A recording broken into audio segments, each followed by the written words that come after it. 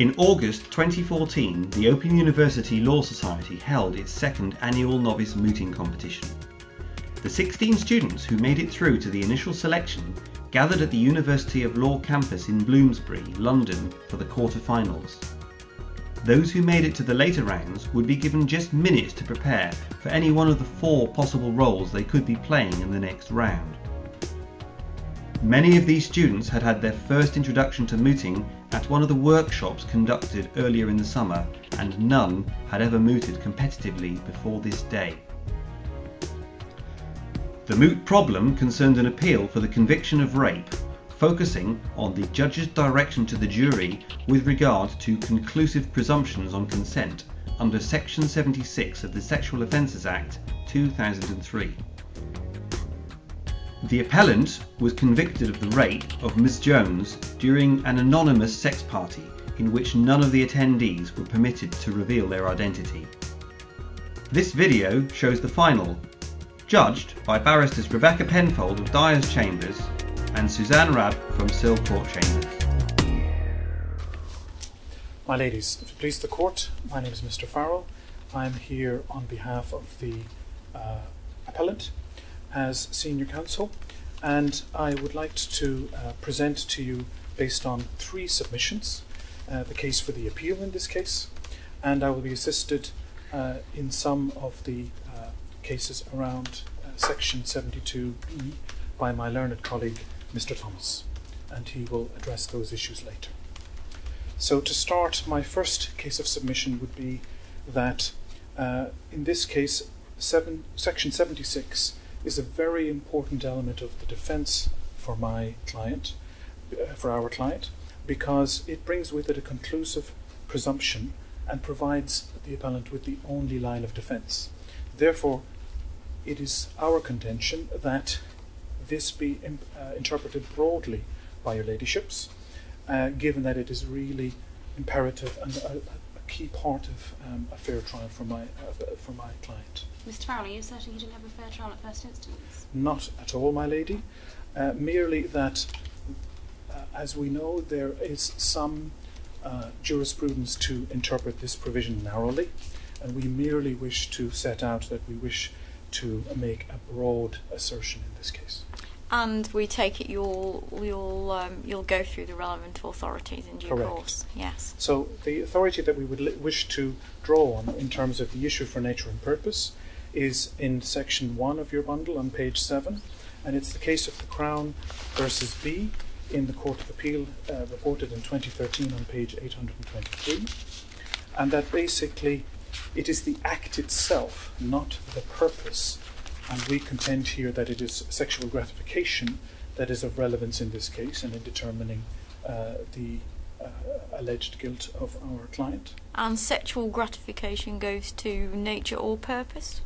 That goes to the act in terms of the nature of the act. Given the circumstances that the parties found themselves in, they're at a social event whose primary purpose is to find a partner for sexual intercourse. It is not to find a partner for life. It is not to find a relationship. It is purely to be gratified sexually. Ms. Farrel, just so that I've correctly understood, it is your contention that the pursuit of sexual gratification is relevant as to the nature of the act or the purpose of the act? The nature of the act. The nature of the Yes. act. And which authority would you draw to our attention in that context? So I wouldn't draw an authority in this context. I would merely say that the conclusive presumption, given the only line of defence, our argument is that that would include the broad interpretation that this be taken into account as part of the defence of the appellant. So, Mr. Farrel, are you saying that because your client doesn't have a defence, the law should be changed? Not at all.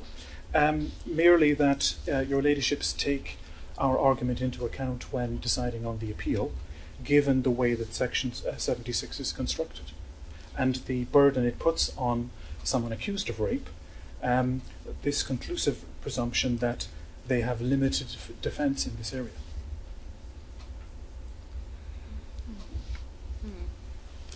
Not sure I'm with you on that one, Mr. Farrel, but please continue. Okay. So the second submission that we have comes to the nature of itself, now of the act itself, in terms of the situation and the party, the social event that the parties found themselves in. So it was found at trial by Justice Rhonda that it was important as to the nature and purpose of the sex with an ex-partner versus with a stranger. We would contend that if I decide, and this is not in doubt or in dispute, if I decide to go to a party where I anonymise myself, even if two people meet who know each other outside of the anonymous setting, they've effectively signed up to be strangers. So therefore, we would go against what was found at the Crown Court in terms of that test being found by Justice Rhonda. It's intrinsically different. Arguably so. We would contend that it would be, because of the intent of the parties attending the event. It's not like they're intending to turn up and meet people or be able to recognize people.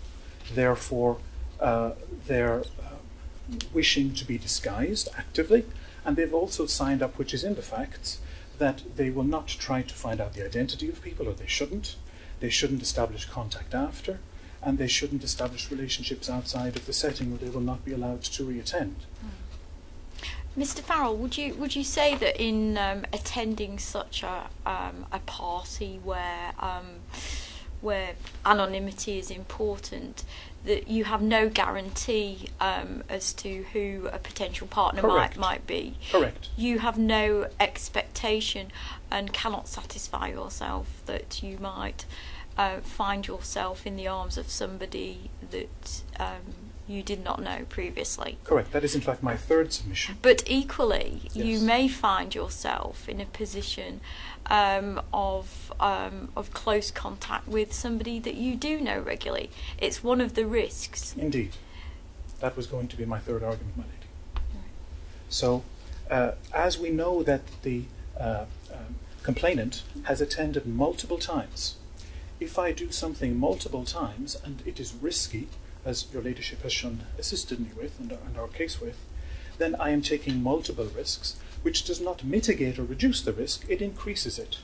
So it raises the argument that if the appellant in this case was anybody else except himself, he would not be subject for this charge.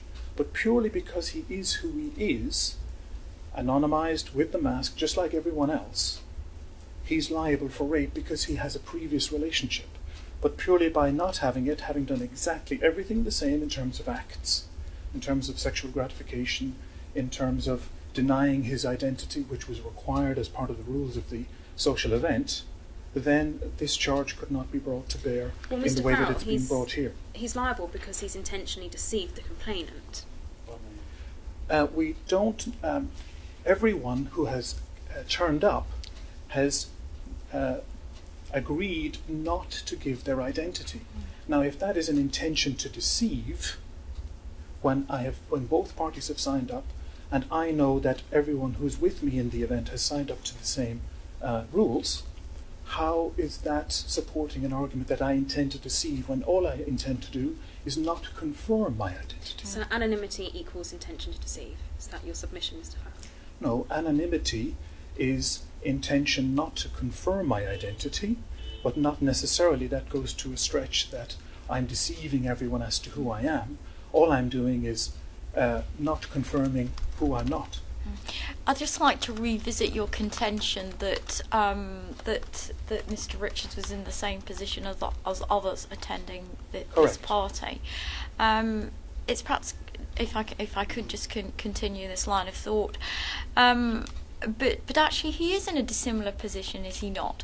That he knew very clearly that Miss Jones would not entertain sexual intercourse with him in the future. So he's in a very different position from any other attendee at that party. Consent can change at any time, as we know, my lady. But are you really asking us to believe that that she would have changed her mind in that period, and that he believed that? What I'm trying to argue is the fact that it is, we do not know for a fact that at the time of the sex taking place, that both parties knew who each other were at that time. This was established later. Yes, that wasn't my point, but I do believe with time pressing on that we may not be able to pursue that. My point was simply that given there had been no contact with them since her making her intentions known very clearly, it's not very clear that he had any grounds for believing that she had changed her mind. That was the point I was making. Yes, all we can rely on is his statement to the police, where he had nothing to hide and admitted that they had consensual sex. So he believed that there was consent. Thank you. I think now if we could invite Miss Sheppard, please. Thank you.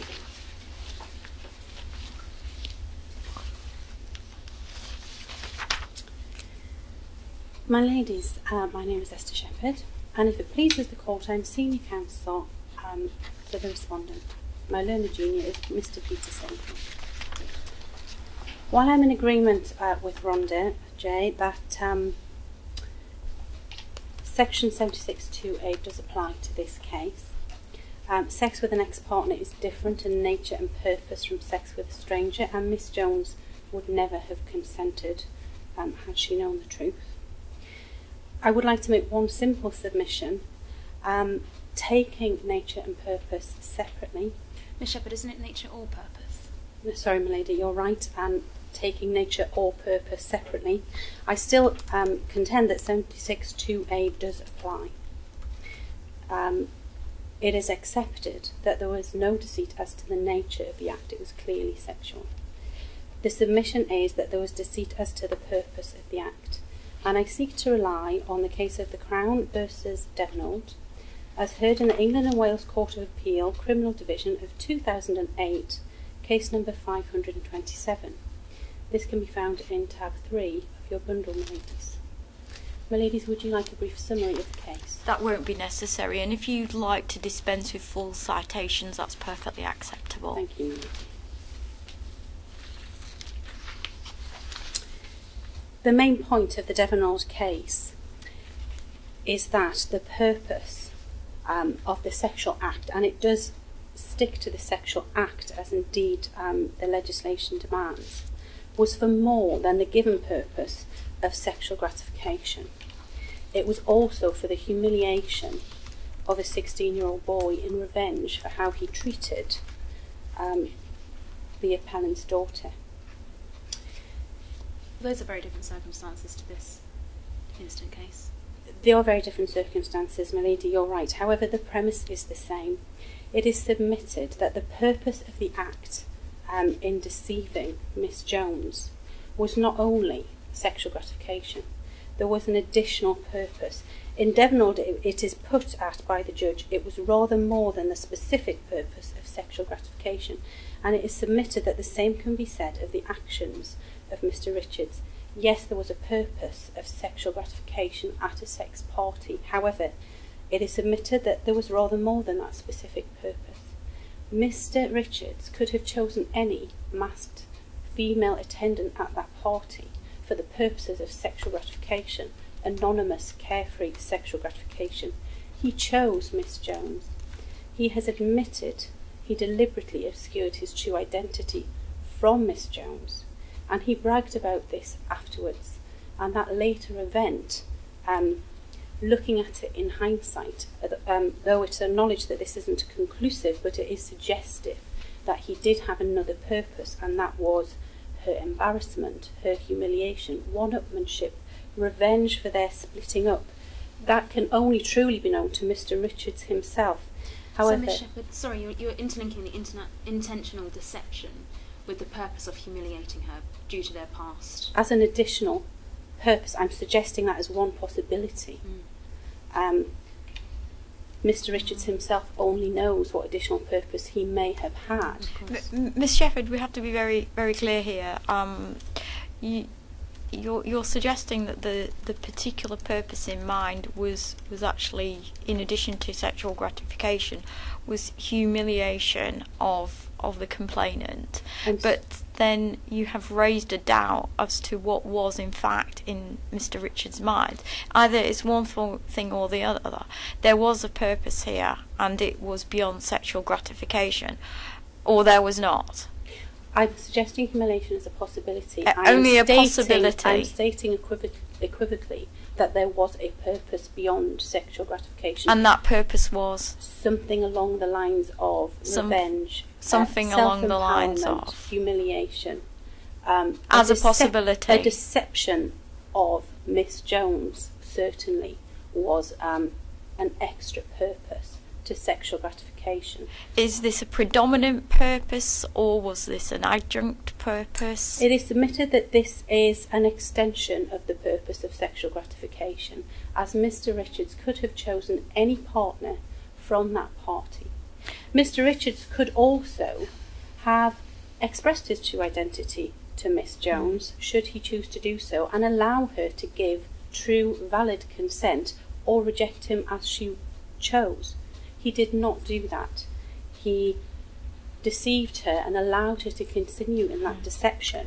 Ms. Sheppard, you draw very close analogies with Devenold. In that case, would you characterise the purpose in that case as being sexual gratification, where there might have been an extension of that towards humiliation, possibly? It is admitted, my lady, that the case in Devenold, the purpose was truly humiliation.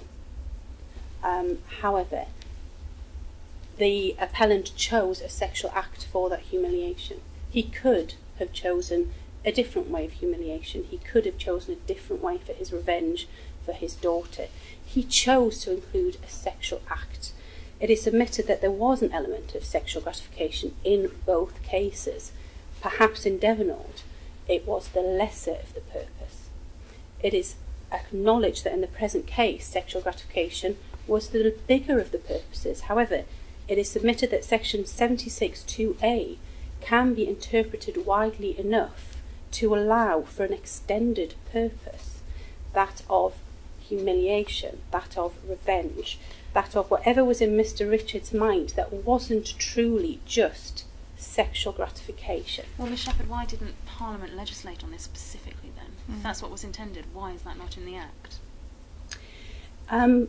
It is submitted, my lady, that it is not in the Act because it is impossible for the words in their ordinary meaning to encompass every possible situation, and this is a unique situation. This masked anonymous party, it does create difficulties, and it is in looking at the words and looking how this Act can be interpreted that we can cater for an event such as this and what happened. Ms. Sheppard, would you agree that when one person has a sexual encounter with another, that usually the main purpose is sexual gratification? I would agree with that, my lady. Yes, that is usually the main purpose. Would you agree that, for example, that there may be an additional element of proving one's virility, one's pride, that one is actually able to land a very nice female? Yes, my lady, I would agree that there will be circumstances when that could have been a secondary purpose.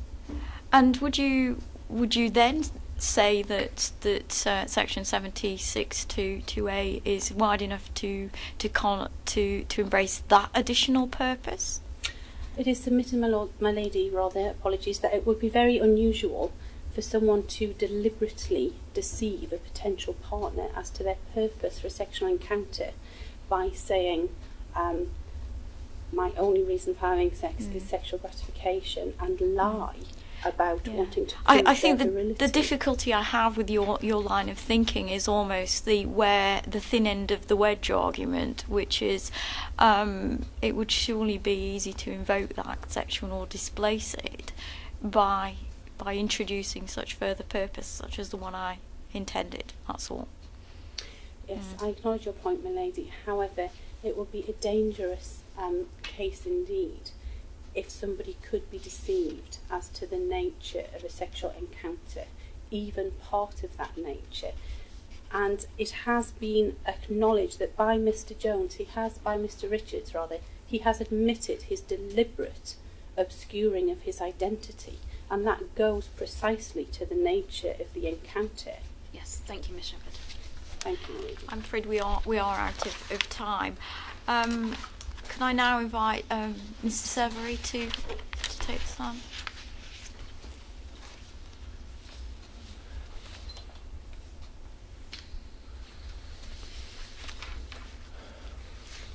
Good afternoon, Your Ladyships. Thank you. As you've already heard, I'm Peter Savory and I appear as Junior No need Counsel for for the Crown. instructions, Thank you.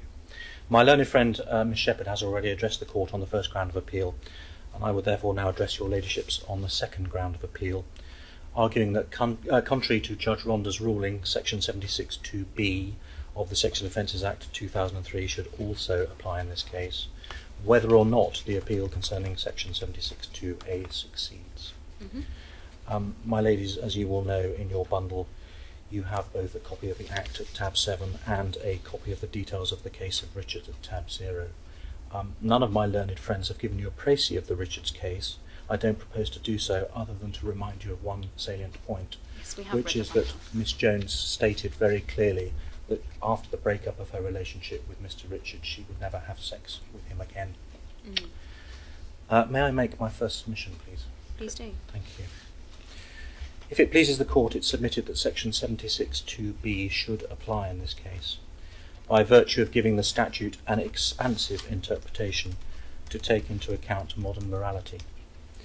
In plain language, we say it means more and should be interpreted to mean more than the words on the page, but within certain limits relating specifically and directly to the case of Richards. We do accept that the Court is unlikely to throw out the legislation as it stands, but we do ask for some interpretive leeway on the wording. Well, it's more than unlikely, Mr. Savory. My lady, perhaps I used incorrect language. We are seeking an interpretation of the words personally known as they appear in Section 76(2)(b). Well, it's by impersonating a person known personally. Yes, and I would hope to define that in a way that would mean that it would be relevant to the case of Mr. Richard and Miss Jones. Just to be clear, you're not making any human rights submissions in this.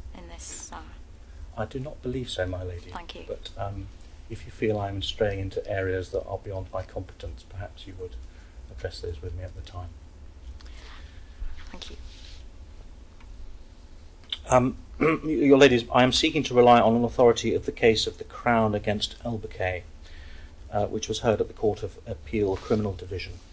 And you have a copy of that case in your bundle at tab 4. It was reported in 1995 in the Criminal Law Reports at page 163. Thank you. Whilst the case of Elbakay relied a great deal on the actual actus reus of the offence of rape, it was also important as it demonstrated the limits of interpretation of various acts, insomuch as it includes quite a comprehensive summary of the development of law relating particularly to rape, and how that law relates to rape of a wife by a husband, as opposed to another person, where in former times such an offence was actually fraud as opposed to rape. If you follow the case, my ladies, you will see that points are made concerning the development of the law through 1868, 85, 1956 and 1976, and at all times the Court gives some leeway to the acts as they stand at that point, but does not in a sense throw the baby out with the bathwater and expect a vastly different interpretation.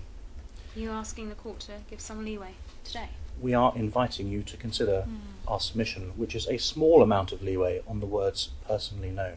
Is this really a small amount of leeway? For example, moving from impersonation of a husband to impersonation of a regular partner, one might call a life partner, would not seem a radical shift in terms of social mores. Would you agree with that? I think, my lady, if you were to look back to the case of Barrow, for example, in 1868, there was a very clear division between rape of a wife and a another person, in so much as in some ways rape did not exist and it was actually defined as being fraud. So our laws have moved on. But we're still talking about a sort of continuum from impersonation of a regular partner. The only distinction is the bond of marriage in that case. That's yes. right. And my lady, I think it is our conjecture that the law has moved on to take into account all those differences as they have moved through history. But in this instance, the leeway, flexibility you're asking us to entertain is not a move from a particular category of regular sexual partner, but to another.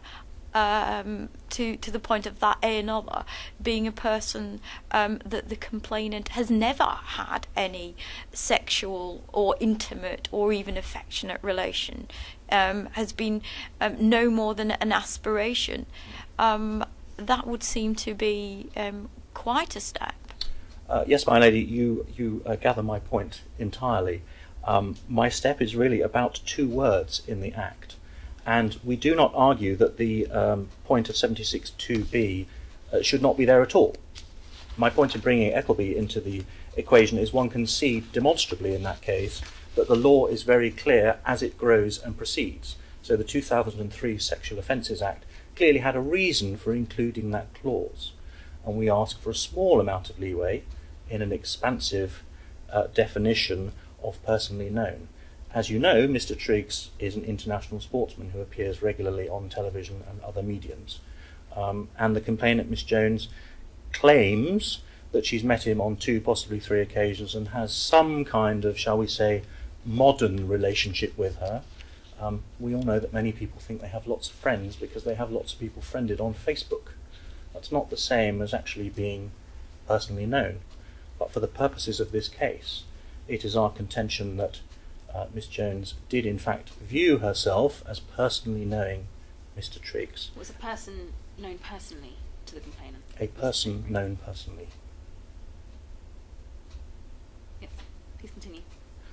My lady, thank you. So therefore, on that basis, we submit that we are not asking for a huge development of case law.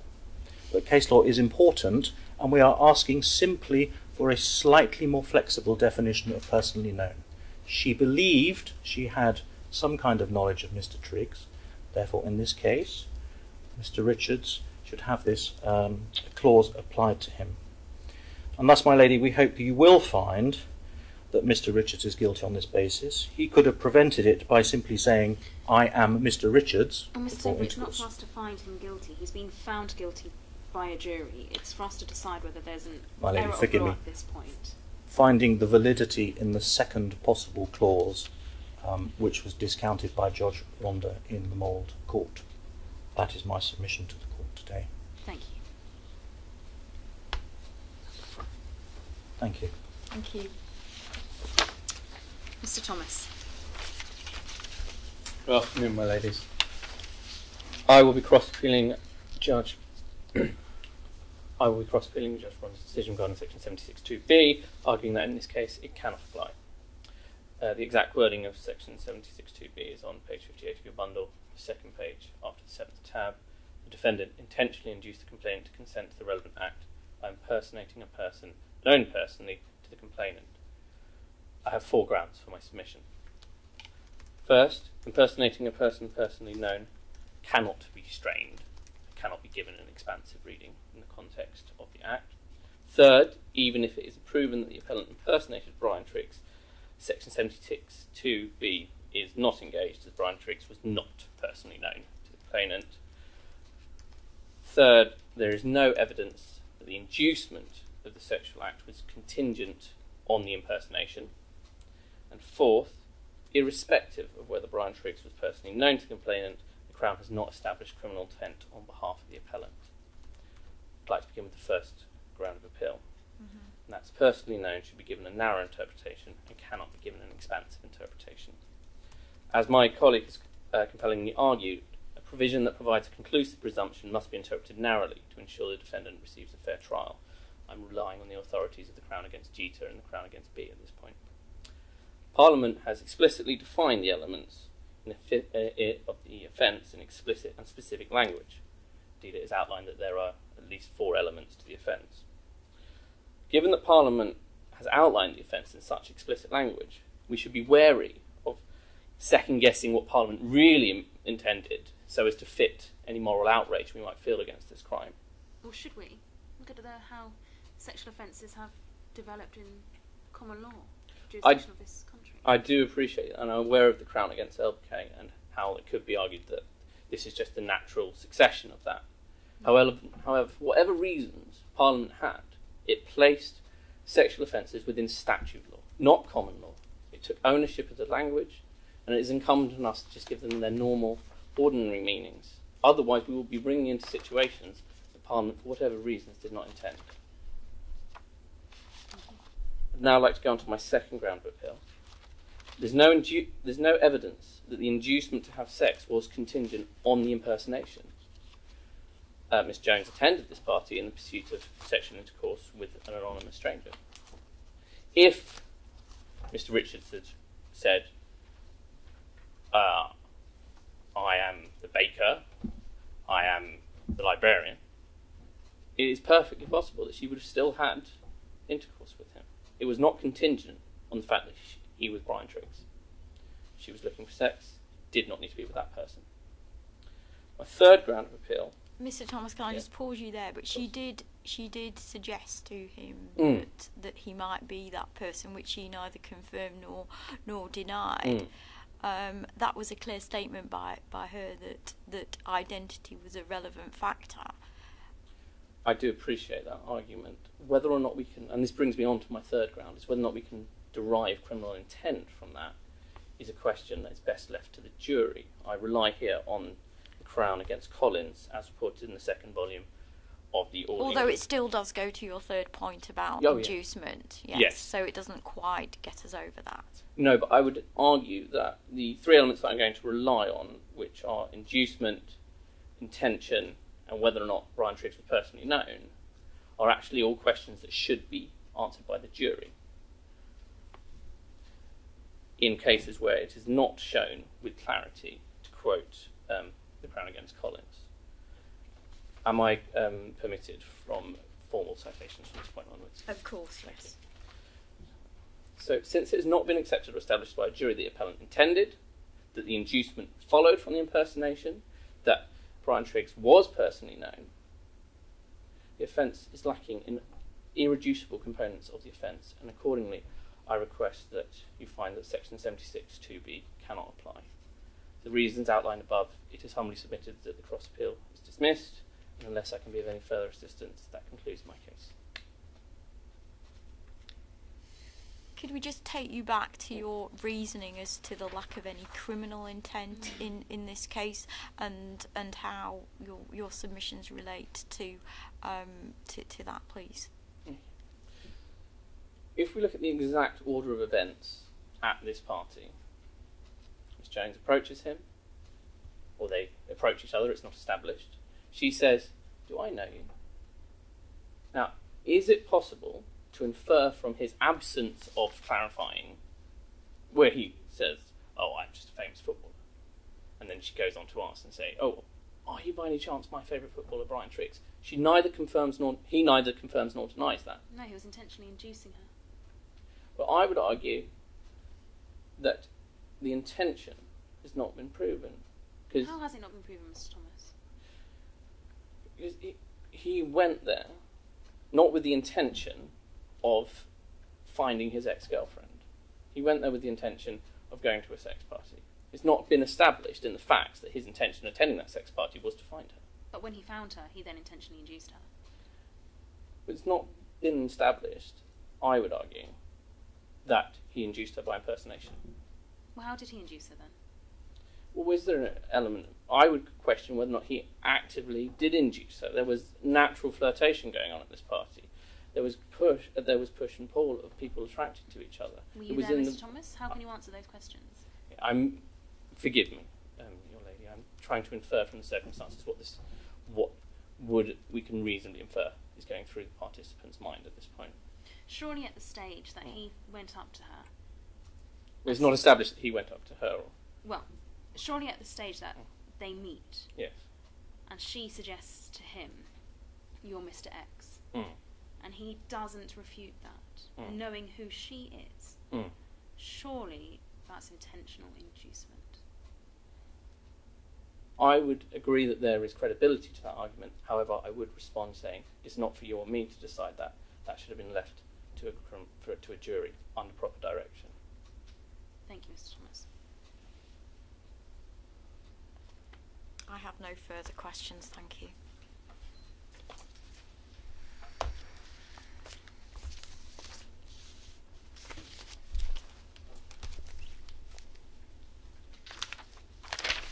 We shall retire for a brief moment, and thank you very much for your submissions.